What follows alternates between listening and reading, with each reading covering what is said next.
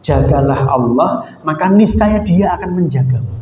Pada saat kita diuji oleh Allah itu, apakah kita bisa membuktikan kepadanya bahwa iman kita itu benar? Malaikat yang menjaga kita di waktu malam itu akan gantian dengan malaikat yang menjaga kita di waktu siang. Assalamualaikum warahmatullahi wabarakatuh. Alhamdulillahi rabbil alamin. Nahmaduhu wa nasta'inuhu wa nastaghfiruh wa na'udzu billahi min shururi anfusina wa sayyiati a'malina. May yahdihillahu fala mudilla lahu wa may yudlilhu fala hadiya lahu. Asyhadu an la ilaha illallah wahdahu la syarika lahu wa asyhadu anna Muhammadan 'abduhu wa rasuluh la nabiyya wa la rasula ba'dah.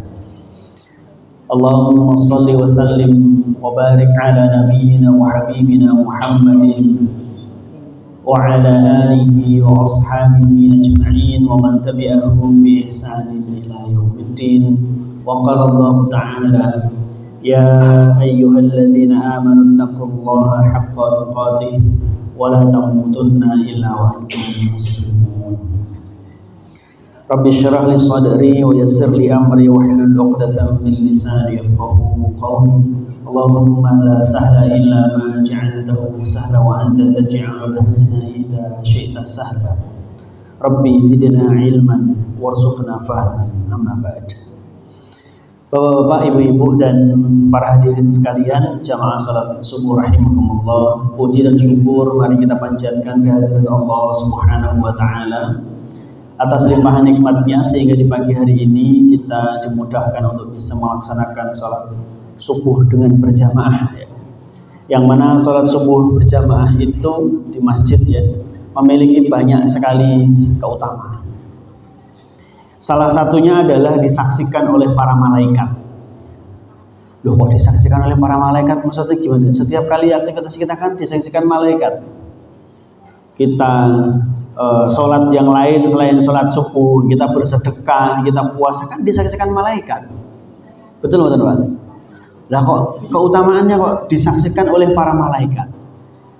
Maksudnya adalah ketika kita seorang mukmin itu melaksanakan sholat subuh dengan berjamaah di masjid, malaikat yang menyaksikan itu jumlahnya lebih banyak dibandingkan dengan malaikat yang menyaksikan kita pada saat melaksanakan ibadah yang lain. Kenapa demikian? Salah satunya adalah di waktu pagi hari itu terjadi pergantian shift. Pergantian shift apa? Pergantian shift malaikat. Malaikat yang menjaga kita di waktu malam itu akan gantian dengan malaikat yang menjaga kita di waktu siang. Itu terjadi pagi hari. Dan itu mereka bertemu di waktu subuh. Jadi malaikat malam itu belum pulang ke langit, belum laporan ke langit. Tapi malaikat siang sudah datang ke bumi. Ya, sehingga mereka menyaksikan secara bersama-sama. Apalagi ketika ternyata ba'da subuh tidak kita pergunakan dengan aktivitas yang sia-sia, misalnya kembali tidur gitu kan. Atau mungkin aktivitas yang sia-sia lain, tapi malah justru kita isi dengan majelis taklim, majelis ilmu, tadarus Al-Quran, berzikir, bahkan di dalam masjid, maka itu menjadi sebuah keutamaan tersendiri. Karena nanti malaikat malam yang berganti shift akan pulang ke langit dan melaporkan kepada Allah Subhanahu wa taala aktivitas pekerjaan kita, aktivitas ibadah kita di waktu malam. Dan Allah Subhanahu wa taala akan bertanya kepada malaikat, engkau tinggalkan hambaku dalam keadaan apa? Dia sedang berzikir kepadamu ya Allah di masjid. Dia sedang tadarus Al-Quran ya Allah di masjid. Dia sedang bermajelis ilmu di masjid ya Allah. Maka ini menjadi sebuah kebanggaan tersendiri bagi kita ketika ba'da subuh kita mengisi aktivitas yang positif, mengisi dengan aktivitas yang bernilai ibadah. Kalau sekiranya ba'da subuh itu tidur, ya, Kemudian nanti malaikat yang jaga di malam hari pulang menghadap kepada Allah Subhanahu wa taala dan ditanya oleh Allah, "Engkau tinggalkan hambaku dalam keadaan apa?" Jawabnya apa, Pak? Sedang tidur, ya Allah. Makanya tidur pada subuh itu hukumnya makruh, tidak disukai oleh Rasulullah SAW. Begitu pula dengan tidur di waktu ba'da asar, itu juga tidak disukai. Kenapa? Karena itu juga waktu pergantian shift malaikat. Malaikat yang menjaga siang itu pulang kepada Allah Subhanahu wa taala, malaikat yang menjaga malam itu datang. Lah nanti kalau malaikat yang siang tadi ya, pada asar itu melihat kita tidur, kemudian dia pulang kepada Allah melaporkan, Allah bertanya, "Kau tinggalkan hambaku dalam keadaan apa?" Tidur, ya Allah. Besok mau turu lagi sore turu meneh. Oh gaweane gur turu. Makanya tidur ba'da subuh dan tidur ba'da asar itu tidak disukai oleh Rasulullah. Loh, berarti tidak boleh. Ya kalau sekiranya memang sedang capek-capeknya, sedang sayah-sayahnya ya monggo, tetapi jangan menjadi sebuah kebiasaan. Itu sesuatu yang tidak disukai oleh baginda Nabi Muhammad SAW. Nah, Bapak Ibu serta saudara sekalian, tidak lupa salawat serta salam mari senantiasa kita mohonkan agar tercurah dan terlimpah kepada baginda Nabi Muhammad SAW, pada keluarganya, para sahabatnya, orang-orang beriman yang senantiasa mengikutinya, dan semoga kita termasuk umat beliau mendapatkan syafaat di yaumul qiyamah kelak. Amin amin ya rabbal alamin. Yang selanjutnya saya ingin menyampaikan permohonan maaf ya. Tidak tahu bapak-bapak, ibu-ibu masih ingat atau tidak di hari raya Idul Adha kemarin. Seharusnya yang menjadi imam dan khatib saya, tetapi pada saat itu saya sedang sakit sehingga harus mencarikan pengganti, sehingga yang hadir ke Masjid Baitur Rahmah Ustadz Miftahul Huda, karena pada saat itu ya H-1 atau pas tanggal 9 Dzulhijjah saya sakit dan saya tunggu sampai malam, sampai dini hari tidak bisa, ya sudahlah biar Ustadz Huda aja yang ngisi, saya KO di rumah. Baik Bapak Ibu serta saudaraku semuanya, di sini saya ingin menyampaikan beberapa hal yang semoga bisa bermanfaat untuk diri saya pribadi dan kepada panjenengan semua. Bapak Ibu, kita semua hidup di dunia ini punya masalah. Punya masalah enggak, Pak? Banyak atau sedikit? Oke. Ibu-ibu punya masalah enggak? Punya ya, Bu ya. Kira-kira masalah yang panjenengan hadapi itu kira-kira mudah untuk diselesaikan ataukah tidak? Mudah atau susah, Bu? Mudah. Alhamdulillah. Ada enggak panjenengan suatu ketika merasakan bahwa masalahnya panjenengan itu sangat berat? Ada yang merasa seperti itu? Ada? Ya. Di dalam kesempatan kali ini kita coba membahas masalah supaya tidak terlalu menjadi masalah. Allah Subhanahu wa taala berfirman di dalam Quran surat Al-Ankabut ayat yang kedua dan yang ketiga. A'udzubillahi minasyaitonir rajim. Ahasiban nasu ayyutraku ayyaqulu amanna wa hum la yuftanun. Wa laqad fatanna alladziina min qablihim fala ya'lamanna Allahu alladziina shadaqu wa la ya'lamanna al-kadzibin.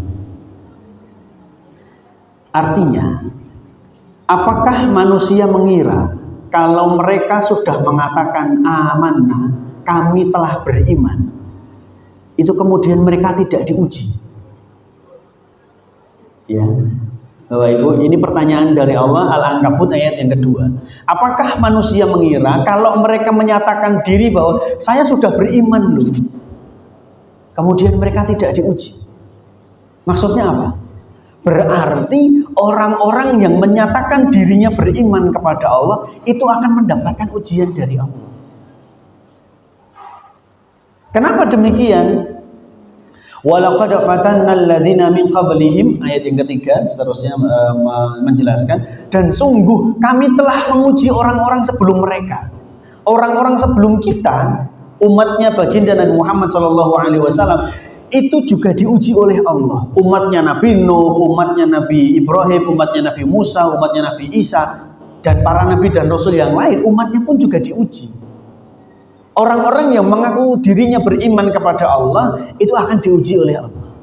Itu merupakan sebuah sunnatullah, sebuah ketetapan dari Allah. Loh, kenapa kok orang-orang beriman diuji oleh Allah? Fala ya'lamannallahu alladhina shadaqu wa la ya'lamannal kadhibin. Agar nantinya terlihat jelas siapakah orang-orang yang shadaqu, orang-orang yang siddiq, orang-orang yang benar imannya, dan akan terlihat dengan jelas orang-orang yang dusta imannya. Ya. Maka Bapak Ibu, kalau kehidupan kita itu banyak masalah atau kehidupan kita itu banyak ujiannya, kita harus husnuzon, kita harus berpositif thinking, berbaik sangka kepada Allah Subhanahu wa taala bahwasanya ini adalah sebuah sunatullah. Orang-orang beriman itu pasti diuji oleh Allah, sebagaimana orang-orang beriman sebelum kita pun diuji oleh Allah Subhanahu wa taala.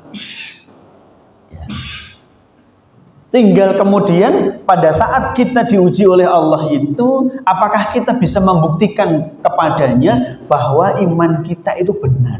Maksudnya gimana? Maksudnya iman benar dan iman dusta itu bagaimana? Ya, di antara kita mungkin ada yang diuji dengan permasalahan, misalnya permasalahan ekonomi. Wah, jadi ini 2023 ini resesi ekonomi dunia misalnya seperti itu. Dan kok yo kebetulan bener ya, jualan atau berwira swasta itu kok sekarang kok susah. Kemudian daya beli masyarakat jadi turun sehingga kita jualan apapun jadi agak susah ketimbang beberapa tahun sebelumnya. Maka kemudian ini menjadi sebuah ujian. Apakah dengan ujian pada saat kita kesulitan dalam hal berjualan, kesulitan dalam hal mendapatkan penghasilan, itu kita tetap istiqomah mencari jalan yang halal dan thayyib, ataukah kemudian kita melenceng? Wah, iki kita ini rodok-rodok ngapusi sidik iki kemungkinan kok hasilnya rodok lumayan oke. Nah, itu.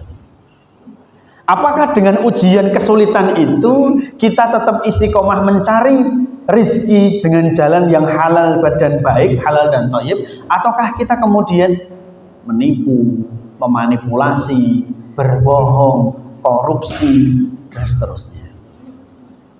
Itu sebagai sebuah contoh. Dan mungkin di antara kita ada yang tidak diuji dalam hal ekonomi, tetapi diuji dengan pasangannya. Ada yang tidak diuji dengan ekonomi, tidak diuji dengan pasangannya, diuji dengan anaknya, diuji dengan tetangganya, diuji dengan mertuanya, diuji dengan orang tuanya, diuji dengan teman dekatnya, dan seterusnya. Karena orang-orang beriman itu pasti akan diuji oleh Allah. Maka kalau kita tidak mengupgrade diri kita, menambah ilmu pengetahuan kepada diri kita, saya khawatir ya, masalah yang kita hadapi itu sebetulnya adalah sebuah masalah yang berat. Mungkin kalau ya lebih sederhananya kita ambil sebuah contoh, mungkin level permasalahan kita berada di level 8. Tetapi kapasitas keilmuan kita cuma 4. Bisa mengerjakan enggak kira-kira? Susah sekali. Ini masalah kok berat sekali, susah saya pecahkan. Tapi sebaliknya, kalau level keilmuan kita itu tinggi, levelnya level 9 misalnya, tapi kemudian kita mendapatkan masalah yang agak-agak ringan, hanya masalah di level 3, akan lebih mudah untuk menyelesaikan. Maka sebetulnya orang-orang beriman itu kemudian diberi kewajiban untuk thalabul ilmi. Thalabul ilmi fardhatun ala kulli muslimin. Menuntut ilmu itu menjadi sebuah kewajiban bagi setiap orang-orang beriman. Kenapa? Karena nanti dia akan ketemu dengan masalah. Dia akan ketemu dengan ujian dari Allah. Kalau ilmunya tidak cukup, maka dia akan sulit sekali, susah sekali untuk menyelesaikan masalah. Maka Bapak Ibu, kalau sekarang kita berada di bulan Safar, ya, di bulan 1 bulan yang lalu adalah bulan Muharram. Bulan di mana? Ini saya ingin memberikan motivasi pada panjenengan semua yang mungkin sekarang sedang merasakan permasalahan hidup atau sedang merasakan beratnya atau kesempitan hidup. Bulan Muharram kemarin, terutama di hari ke-10, hari Asyura, Allah Subhanahu wa Ta'ala banyak memberikan pertolongan kepada para nabi dan rasul. Ya, mungkin para dai, para ustadz, para kiai dalam tausiahnya, dalam kajiannya pernah menyampaikan itu. Hari Asyura, Nabi Nuh alaihissalam diselamatkan oleh Allah Subhanahu wa Ta'ala dengan sebuah banjir yang sangat besar, diselamatkan, kemudian kapalnya bisa bersandar di bukit Al-Juhdi. Kemudian Nabi Yunus alaihissalam diselamatkan oleh Allah dari dalam perut ikan paus. Nabi Musa alaihissalam juga demikian, diselamatkan oleh Allah Subhanahu wa Ta'ala dari kejaran Fir'aun dan bala tentaranya ketika menyeberangi Laut Merah. Dan beberapa kisah para nabi dan rasul yang lain yang itu terjadi pada tanggal 10 Muharram. Bapak dan Ibu, saya ingin menyampaikan bahwasanya permasalahan-permasalahan atau ujian-ujian yang dialami oleh mereka, para nabi dan rasul, itu sangat berat. Dan permasalahan mereka itu, ujian yang dialami oleh mereka itu adalah sebuah ujian yang amat sangat maha dahsyat. Coba masuk atau dimasukkan ke dalam perut ikan paus. Itu sepertinya ya hanya Nabi Yunus saja. Dikejar-kejar oleh Fir'aun dan bala tentaranya sampai kemudian bisa membelah Laut Merah, itu ya hanya Nabi Musa saja. Dan untuk sebuah permasalahan yang sangat berat itu, Allah Subhanahu wa Ta'ala mampu untuk menyelamatkan mereka. Apalagi ketika kita sekarang sedang menghadapi sebuah masalah dan masalah kita tidak seberat seperti yang dialami oleh para nabi dan rasul itu, maka bagi Allah Subhanahu wa Ta'ala lebih mudah lagi untuk menyelesaikan masalah kita. Maksud saya seperti itu. Ya. Sehingga Bapak Ibu serta saudaraku semuanya, kita setelah yang pertama tadi positive thinking, husnuzon kepada Allah, berbaik sangka kepada Allah. Yang kedua adalah kita harus meyakini bahwasanya masalah yang saya hadapi ini tidak seberat masalah yang dialami oleh para nabi dan rasul terdahulu. Sementara masalah mereka itu amat sangat berat. Kejadian yang mereka alami itu sangat-sangat maha dahsyat. Dan Allah Subhanahu wa Ta'ala sangat mudah untuk menyelamatkan mereka. Apalagi untuk menyelamatkan saya, menolong saya dari permasalahan ini, jauh lebih mudah. Jauh lebih mudah. Kemudian yang selanjutnya, saya ingin mengambil sebuah pelajaran dari kejadian yang terjadi pada Nabi Yunus alaihissalam yang oleh Allah Subhanahu wa Ta'ala difirmankan di dalam Quran surat As-Saffat. Dimulai dari ayat yang ke-139, tapi saya langsung lompat ke ayat 143 dan 144 yang semoga kita bisa mengambil pelajaran di sini. A'udzu billahi minasyaitonir rajim. Falaula annahu kana minal musabbihin lalabitha fi batnihi ila yaumi yub'atsun. Maka sekiranya dia, Yunus, tidak termasuk hambaku yang banyak berzikir, banyak bertasbih kepada Allah, maka sungguh dia akan tetap tinggal di dalam perut ikan itu sampai datangnya hari kebangkitan, sampai datangnya hari kiamat. Bapak Ibu, dari dua ayat singkat ini, As-Saffat ayat 143-144, ternyata ada sebuah pelajaran bahwa Allah Subhanahu wa Ta'ala memiliki sebuah alasan menyelamatkan Nabi Yunus alaihissalam dari dalam perut ikan paus. Yang mana dalam kisah yang lain dijelaskan bahwasanya beliau itu berada di dalam 7 lapis kegelapan. 7 lapis kegelapan itu sebagian ulama tafsir menjelaskan bahwa Nabi Yunus itu berada di dalam perut ikan, itu kan gelap. Kemudian berada di dalam lautan itu gelap, dan berada di dasar lautan yang paling gelap. Jadi kegelapannya itu berlapis-lapis.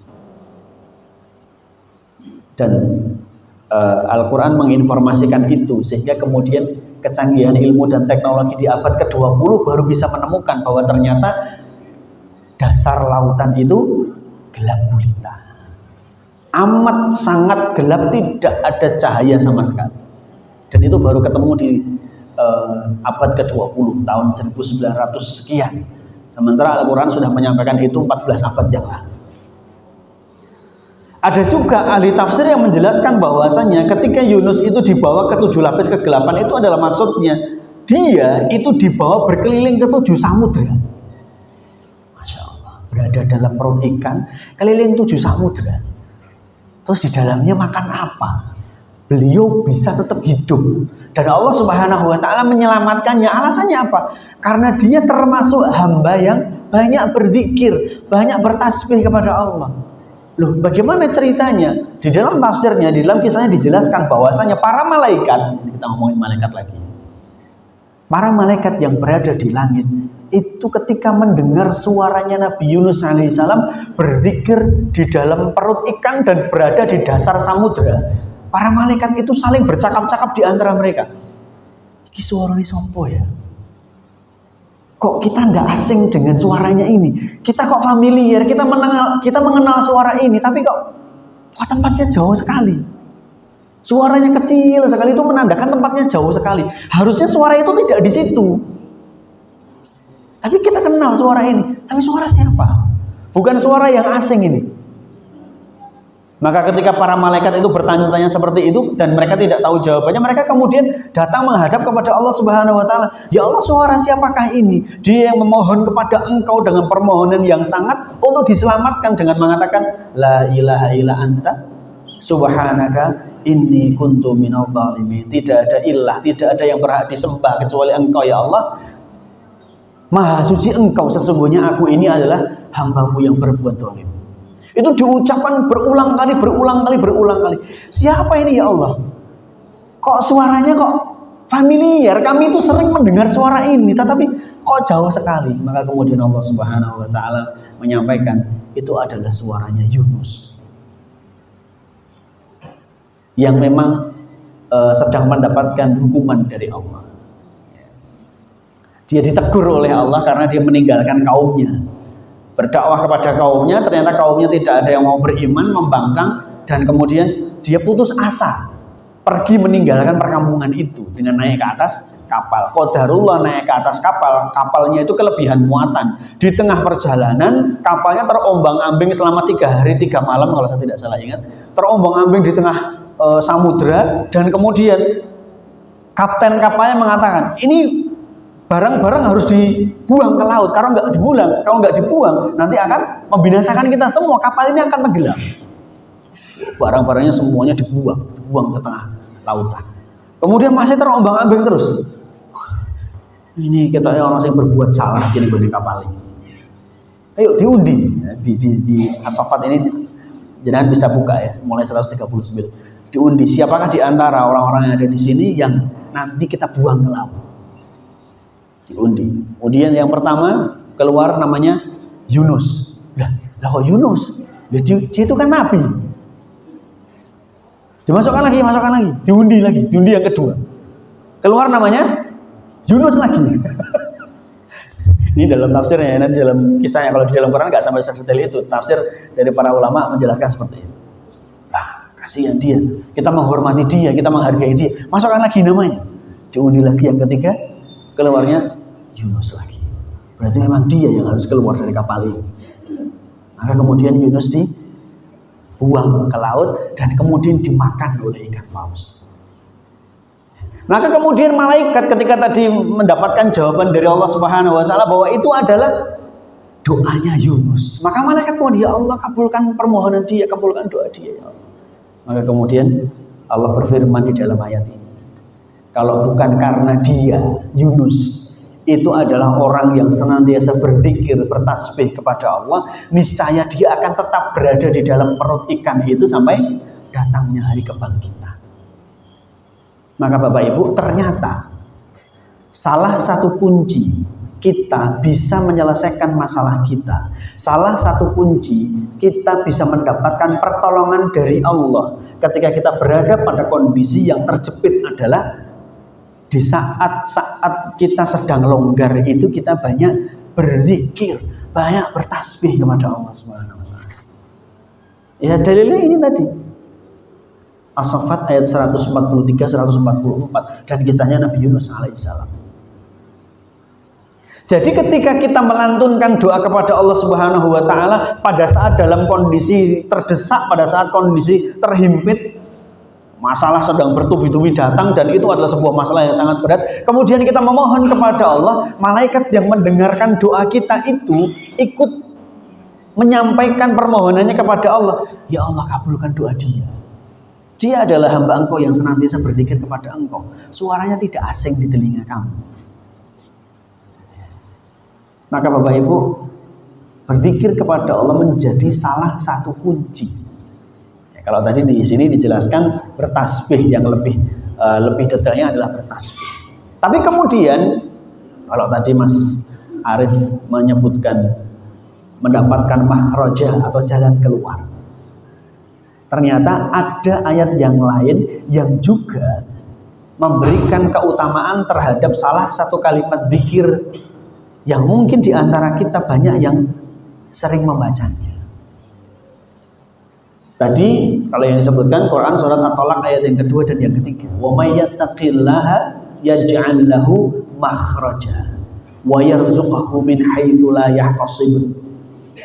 Barang siapa bertakwa kepada Allah, maka Allah akan memberikan jalan keluar terhadap masalah yang dia hadapi.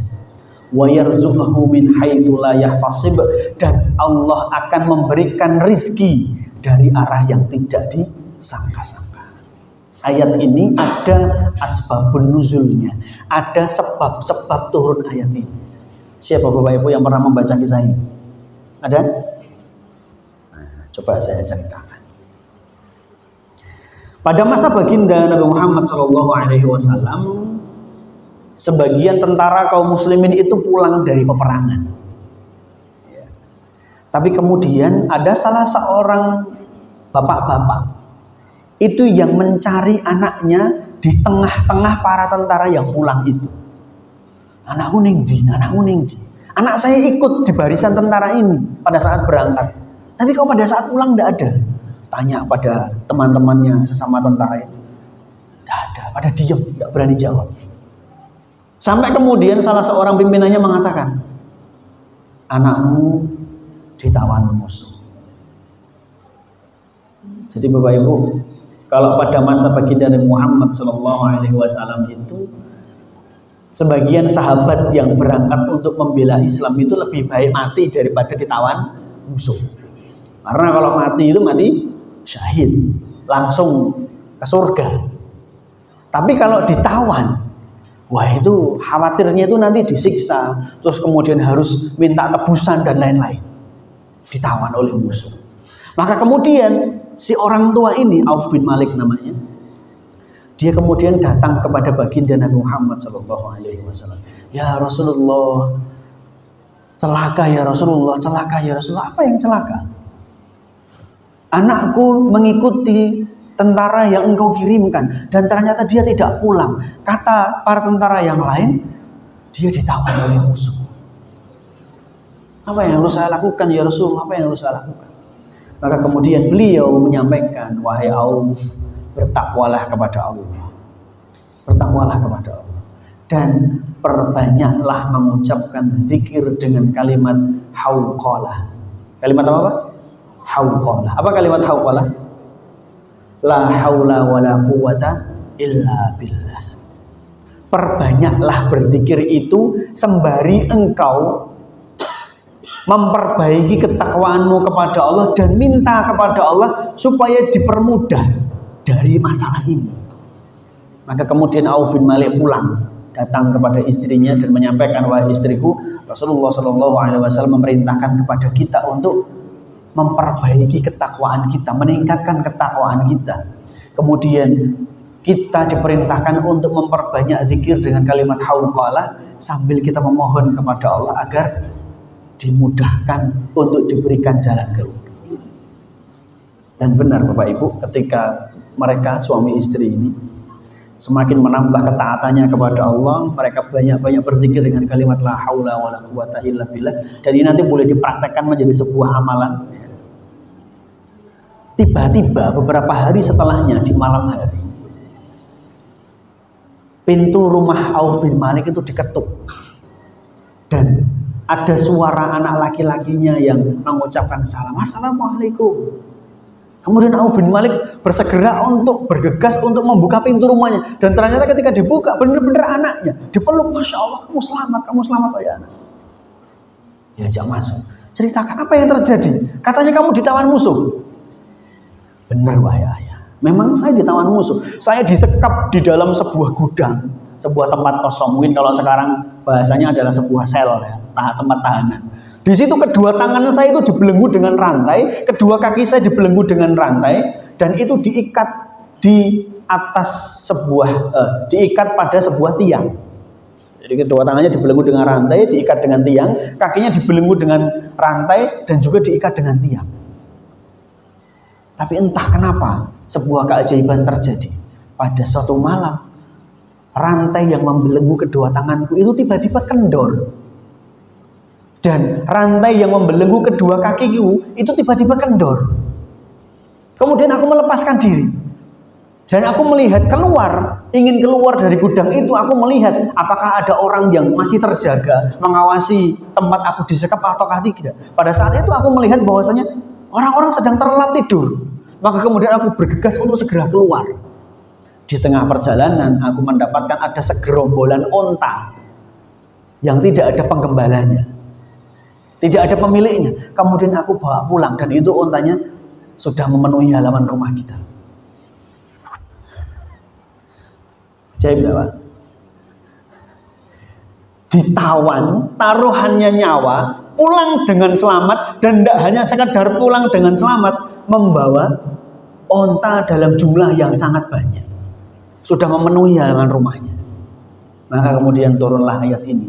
Wa may yattaqillaha yaj'al lahu makhraja wa yarzuqhu min haitsu la yahtasib.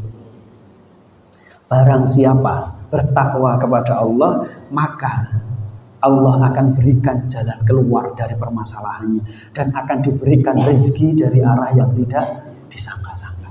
Maka Bapak Ibu, bertakwa kepada Allah menjadi sebuah kunci. Ya, menjadi sebuah kunci. Dan nantinya ketika panjenengan itu banyak bertakwa kepada Allah dan kemudian kita rangkaikan dengan kisah yang pertama tadi, memperbanyak zikir kepada Allah sebagaimana sabda Rasulullah SAW, ihfazillaha yahfazka. Jagalah Allah, maka niscaya Dia akan menjagamu. Apa maksudnya menjaga Allah? Kita senantiasa berada pada ketaatan kepada Allah di waktu luang, di waktu kita sedang longgar, di waktu kita sedang dalam keadaan baik-baik saja. Sehingga ketika kita sedang dalam keadaan terhimpit masalah, kita memohon kepada Allah Subhanahu wa taala, kemudian Allah menjaga kita, menyelamatkan kita. Saya pernah mendapatkan beberapa cerita para ustadz yang beliau melazimi atau beliau mengamalkan amalan ini, memperbanyak zikir dengan kalimat hauqalah ketika dihimpit masalah. Pernah bercerita kontrakan rumahnya habis dan harus keluar dari rumah itu seminggu lagi. Dia bingung, belum punya uang untuk memperpanjang kontrak. Tapi kemudian dia banyak berzikir kepada Allah, dan karena dia tahu ada kisah yang ini tadi, Auf bin Malik ini tadi, kemudian dia memperbanyak kalimat la haula wala quwata illa billah, la haula wala quwata illa billah. Setiap kali dia ingat untuk berzikir kepada Allah, dia mengucapkan kalimat itu dengan tanpa hitungan, tidak terbatas. Sampai kemudian beliau itu ditelepon oleh salah seorang. Ustaz, datang ke rumahnya. Oh ada perluan apa? Ya ada yang ingin saya sampaikan. Benar. Datang ke rumah, Ustaz, saya itu punya rumah dan nganggur bertahun-tahun. Kalau Ustaz menempati rumah saya, kira-kira bersedia? Saya harus bayar uang kontrak berapa? Tidak usah bayar. Beliau itu langsung sujud syukur di situ. Ya Allah Pak, saya itu berdoa kepada Allah karena seminggu lagi kontrakan saya habis dan saya tidak punya uang. Kemudian saya memperbanyak zikir kepada Allah. Lah kok jenengan yang datang untuk telepon saya untuk saya hadir ke sini, dan kemudian jenengan menyampaikan rumah saya silahkan ditempati, tidak usah bayar. Kayak percaya enggak percaya. Satu lagi cerita. Salah seorang anak pekerja, tapi pekerjaannya masih ya seperti itulah. Dia sudah menikah, bekerja, kemudian pekerjaannya ya belum begitu cukup untuk bisa mencukupi kebutuhan secara maksimal. Suatu ketika ibunya sakit. Mengko ibu terkening klinik ya. Ibu ketok iki gek umat penyakit. Oh nggih Bu. Tapi ibu ora ndek duit. Biasanya nek periksa ning klinik kono ku ya entek sekitar 300.000. Anaknya itu sedang tanggal tua kayak gini, tanggal ini tanggal tua. Gajinya sudah hanya tinggal beberapa puluh ribu saja untuk menyambung hidup sampai nanti gajian lagi. Dia bingung, duh ada 300.000 ning ndi. Sebelum berangkat kerja dia mampir ke masjid, sholat sunnah 2 rakaat, kemudian sholat duha. Setelah itu ngantuk, terus tidur di masjid. Belum berangkat kerja, mungkin kerjanya agak longgar, boleh berangkat jam 9, boleh berangkat jam 10. Dia tidur di masjid. Di masjid itu kemudian dia bermimpi ada seorang laki-laki yang datang, Mas tak kei duit, dikasih amplop, tak kei duit Mas, dimasukkan ke kantong sakunya. Kemudian setelah itu dia bangun, aku ngimpi ana sing kei duit. Dia lihat di kantongnya, bener ada amplopnya, dibuka 300.000. Itu orangnya itu cerita ke saya sambil nangis. Saya itu tidak percaya kok bisa terjadi seperti ini. Saya tidak percaya. Maka Bapak Ibu, dan ternyata Rasulullah SAW pun juga demikian. Ketika dihimpit oleh masalah, selain tadi ya memperbanyak zikir dengan kalimat hauqalah ya, beliau itu sholat sunnah 2 rakaat. Wasta'inu bis-sabri was-shalah. Ketika ada masalah yang berat, sholat sunnah 2 rakaat. Sebelum perang Badar, ketika 313 sahabat Rasulullah yang tidak siap berperang karena mereka tidak membawa perlengkapan peperangan, sudah berhadapan-hadapan dengan 1.000 prajuritnya kafir Quraisy yang sudah siap dengan perlengkapan perang lengkap ya. Rasulullah itu kemudian sholat sunnah 2 rakaat, minta dan memohon kepada Allah Subhanahu Wa Taala, dan Allah mengabulkan itu. Maka Bapak Ibu, tadi ya banyak berzikir dengan tasbih, dengan hauqalah, kemudian dengan minta pertolongan kepada Allah dengan sholat. Itu kunci sebetulnya. Dan mohon maaf, saya pun demikian. Saya membiasakan diri ketika akan mengisi sebuah kajian itu sholat sunnah 2 rakaat dulu. Ya entah di rumah, entah nanti mampir di perjalanan atau di lokasi di masjid, dan minta kepada Allah agar diberikan kemudahan dalam menyampaikan. Dan ketika ada sebuah masalah, mungkin seperti kayak kejadian kemarin saya masih berada di Fakultas Ekonomi Undip, harus mengisi pengajian di Lamper. Padahal itu 4:30, pengajiannya jam 5. Qadarullah pada saat itu saya sedang tidak naik motor. Qadarullah sedang bawa mobil. Duh nyanda orang. Undip padahal ini tahun ajaran baru, mahasiswa baru. Biasanya kalau sore ramenya luar biasa, belum lagi nanti orang pada pulang kerja 4:30. Setelahnya tatar mobil itu jamnya 4:30. Wah, nyada orang. Bismillah sambil la haula wala quwata illa billah, la haula wala quwata illa billah. Saya sambil menanamkan keyakinan, bagi Allah itu mudah sekali melipat tembalang ke Lamper 1/2 jam, itu bagi Allah mudah sekali. Loh, Allah melipat 309 tahun Ashabul Kahfi aja bisa, mudah bagi Allah. Kan begitu. Pemikiran saya begitu. Ashabul Kahfi ditidurkan selama 300 tahun aja bagi Allah mudah. Apalagi hanya sekedar melipat waktu 30 menit dari Tembalang menuju ke Lampen. Sangat mudah bagi Allah. Tapi di tengah perjalanan ya pikirnya seperti itu. La haula wala quwata illa billah. La haula wala quwata. Sampai di Lamper, di masjid saya parkir, masuk masjid persis jam 17.00. Padahal bagi saya itu harusnya rute ketika naik motor itu 1/2 jam kalau di waktu sore. Qadarullah nggak mobil bisa pas. Dan mungkin percaya tidak percaya. Saya pernah juga naik sepeda motor. Qadarullah pada saat itu HP saya ketinggalan. Saya tidak bawa HP. Naik sepeda motor dari rumah daerah Pamolarsih menuju ke Serondol. Qadarullah sampai di Jatingaleh. Sebelum tanjakan Serondol, motornya macet, mati. Nah, mati. Saya motor orang tua, kayak 5 tahun wis mati. Saya starter tidak mau, double starter tidak mau. Saya pakai pedal starter tidak mau. Masya Allah, aku menghubungi sopor, anggo HP. Menghubungi yang di atas. Prinsip saya begitu, nggak ada manusia yang bisa saya hubungi lewat HP saya. Aku jaluk tolong motorku mogok karena ada beberapa kenalan bengkel. Alah, nggak ada manusia yang bisa saya hubungi. Yang saya hubungi adalah Tuhannya, para manusia. Nah, saya starter nggak bisa, double starter nggak bisa, saya kick starter nggak bisa, minggir, berhenti dulu, dikit dulu. La haula wala quwata illa billah. Karena tahu dalilnya. La haula wala quwata illa billah. La haula wala quwata illa billah. Saya coba lagi starter enggak bisa. Saya matikan lagi. La haula wala quwata illa billah. Ya Allah, iso ya Allah, iso ya Allah. Haula wala quwata. Saya starter bisa. Percaya enggak percaya jenengan, Pak? Nanti jenengan bisa buktikan itu. Dalam keadaan sedang terjepit seperti itu. Lah, kalau nggak punya HP kan saya mau, jangan tahu rute Jatingaleh ya, sudah naik ke jalan layangnya itu, mau naik dituntun kan nggak mungkin, naik gombel sambil nonton sepeda motor, dia nggak kuat, mau turun lawan arah, mau berbalik arah ya susah, gini berbalik arah ya iso, naik nggak mungkin, mau turun ya lawan arah, padahal di bawah itu kan kadang-kadang orang kencang-kencang karena ancang-ancang mau naik, Masya Allah luar biasa. Maka Bapak Ibu, ini menjadi sebuah amalan yang bisa panjenengan lakukan ya. Tadi memperbanyak zikir, salah satunya dengan tasbih, yang kedua adalah kalimat hauqalah, dan yang ketiga adalah salat sunnah 2 rakaat.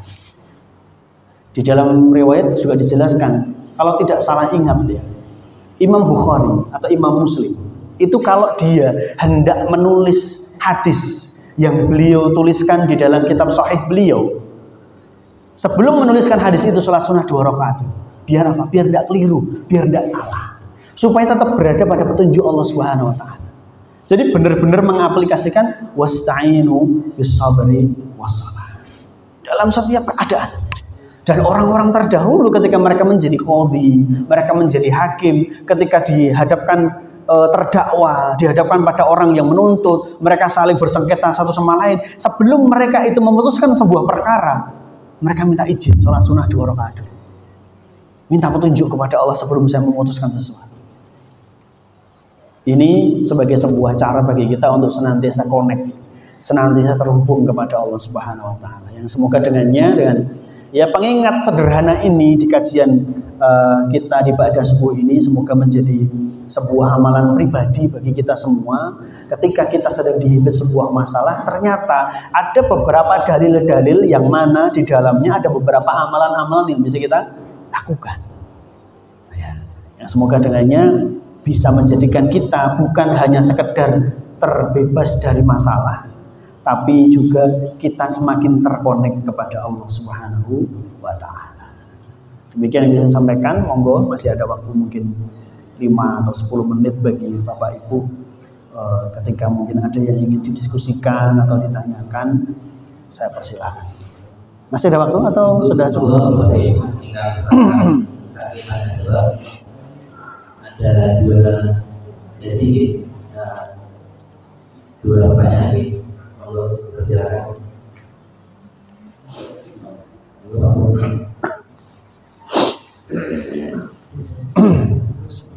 Assalamualaikum warahmatullahi wabarakatuh. Kami menanyakan bahwa disampaikan beberapa dari kegunaannya lebih setelah Allah kalau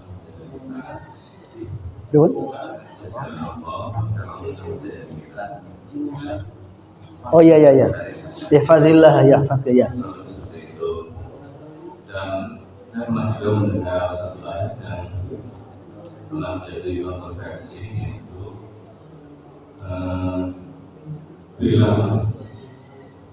berilah mohon apa Allah, maka Allah sudah memberikan. Itu Ya. terkait dengan kasus penistaan agama. Ada yang mengatakan Allah sudah. Ya. Waalaikumsalam. Langsung atau oh ya. Sebuah pertanyaan yang cukup menarik. Ihfazillah yahfazka. Jagalah Allah, niscaya Allah akan menjaga. Kemudian juga in tansurullaha yansurkum wa yutsabbit aqdamakum. Tolonglah agama Allah, maka engkau akan ditolong oleh Allah dan akan dikukuhkan kedudukanmu di muka bumi. Kemudian ada sebuah kalimat ketika ada penistaan agama, kemudian ada yang mengatakan Allah kok dibela. Allah tidak perlu dibela, itu nanti ya akan menang, tetap akan menang. Baik, ini menjadi sebuah pertanyaan ya. Mungkin kita bisa merefleksikan pada kisah yang terjadi pada Sirah Nabawiyah, kejadian baginda Nabi Muhammad SAW. Betapa beliau berjibaku dengan sangat membela agama Allah. Dengan ya ketika beliau berdakwah kemudian terusir dari Mekah harus hijrah ke Madinah, dan kemudian ketika berada di Badar ternyata sudah ada 1000 pasukan yang hendak menyerang. Kan beliau dalam rangka untuk membela agama Allah. Kalau ada sebuah kalimat, oh Allah kok dibela, Allah itu lebih kuasa daripada kita. Lah terus yang dilakukan Rasulullah berarti salah. Kan mengatakan ya. Jadi kenapa kita hendak membela Allah, hendak menolong agama Allah? Jawabannya di ayat tadi, intan surullah yang suruhku. Tolonglah Allah, maka nanti Allah akan menolongmu. Jadi kenapa kita membela agama Allah? Supaya kita ditolong oleh Allah. Jadi ada alasan di hadapan Allah Subhanahu wa taala agar kita ditolong. Dengan cara apa? Kita menolong Allah, nanti kita akan ditolong. Sehingga Allah akan menolong kita itu ada alasannya, ada sebabnya. Ya, maka Bapak Ibu, ya mungkin hanya sebatas sebagai sebuah ungkapan ya. Semoga ungkapan tadi menjadikan diri kita semakin penasaran dan jadi ingin tahu sehingga mengkaji lagi. Sejarah para nabi dan rasul itu kan mereka ya membela agama Allah. Nah, mereka membela Allah. Meskipun tanpa dibela ya Allah pasti akan menang. Tetapi ada sebab-sebab yang memang harus dilakukan. Wallahu a'lam bishawab. Monggo selanjutnya kalau masih ada lagi. Oh, iya.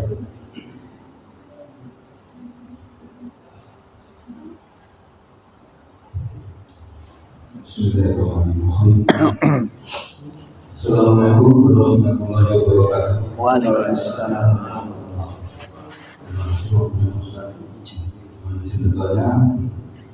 Tentang ajar itu tidak bisa diundurkan dan tidak bisa dimajukan. Datang sekarang. Ya. Nah, bagaimana dengan doa? Contohnya, kalau budaya itu sudah ikut budaya Nasrani, ada Rasulullah itu sudah panjang umurnya. Panjang umurnya. Apakah dengan doa itu bisa merubah? Ajar itu bisa mundur. Ya.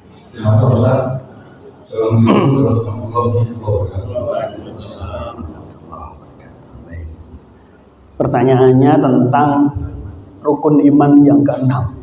Beriman kepada takdir yang baik dan takdir yang buruk, atau dalam sebagian referensi menyebutkan beriman kepada qada dan qadar. Memang benar bahwa ajal itu la yastakhiruna sa'atan wa la yastaqdimun. Ajal itu tidak bisa dimundurkan sesaat pun dan tidak bisa dimajukan barang sesaat pun. Ketika memang sudah datang ajalnya, hari H, jam J, detik D, memang sudah ditakdirkan seperti itu, ya dia akan wafat. Malaikat maut itu akan mencabut nyawa sesuai dengan order, sesuai dengan perintah yang diberikan oleh Allah Subhanahu wa taala. Lah bagaimana dengan doa? Apalagi mungkin saya tambahkan ya. Rasulullah SAW pernah bersabda, salah satu yang bisa merubah takdir itu adalah Bagaimana dengan ini? Nanti kalau kita berdoanya kepada Allah, mungkin doanya bukan pas di ulang tahun ya, doanya pas di pada saat kita ba'da sholat, atau mungkin pas setelah selesai sholat tahajud dan seterusnya, kita mohon kepada Allah agar diberikan umur yang panjang dan barokah. Jadi usia yang panjang tetap banyak kebaikan yang kita tanamkan. Apakah itu bisa merubah bahwa ajal kita nanti akan mundur? Bapak Ibu, perlu kita ketahui bahwasanya Allah Subhanahu wa Ta'ala itu Maha mengetahui segala sesuatu. Ya. Maha mengetahui segala sesuatu, baik yang sudah terjadi maupun yang akan terjadi secara global maupun secara terperinci. Ini ada pada kitab Fiqhul Akbar tulisannya Imam Syafi'i. Allah itu mengetahui yang sudah terjadi dan yang akan terjadi baik secara global maupun secara terperinci. Sehelai daun yang jatuh dari pohon ke tanah, itu pun Allah Subhanahu wa Ta'ala mengetahui itu, baik sudah terjadi maupun yang akan terjadi. Termasuk ketika kita berdoa kepada Allah, ya Allah berikanlah saya umur yang panjang dan barokah. Allah itu sudah tahu bahwa suatu ketika nanti orang ini akan berdoa kepadaku dengan doa yang seperti ini. Maka sebelum takdir itu dituliskan pada saat kita berusia 120 hari dalam kandungan ibu kita, umurnya sudah dipanjangkan dulu. Karena apa? Karena Allah sudah tahu bahwa si fulan ini besok akan berdoa, dipanjangkan umurnya. Ya. Jadi kan ada 4 hal yang Allah Subhanahu wa Ta'ala gariskan, tetapkan pada saat kita berusia 120 hari di dalam kandungan ibu kita masing-masing. Ya, 120 hari itu berarti 4 bulan. Pada saat 4 bulan itu ruhnya, nyawanya ditiupkan dan ditetapkan 4 hal. Salah satunya adalah ajal. Dan Allah Maha mengetahui bahwa kita adalah seorang hamba yang besoknya itu, kelak itu akan minta ditambahkan umurnya atau dipanjangkan umurnya. Maka kemudian kalau Allah berkehendak, Allah akan memanjangkan umur kita sebelum dicatatkan garis ajalnya. Sebelum 120 hari tadi ditambahkan, si fulan usianya harusnya sekian, aku tambahkan menjadi sekian. Kemudian ketika usia 120 hari digariskan, ditakdirkan untuk menjadi sebuah takdir yang nanti akan terjadi pada si fulan. Kurang lebihnya demikian. Wallahu a'lam bishawab. Semoga bisa menjawab pertanyaan yang tadi disampaikan. Matur nuwun, waktu saya kembalikan kepada pembawa acara. Apabila ada kekurangannya saya mohon maaf yang sebesar-besarnya. Billahi taufiq wal hidayah. Assalamualaikum warahmatullahi wabarakatuh. Saya mau kepada Al Ustaz. Al-Yadizul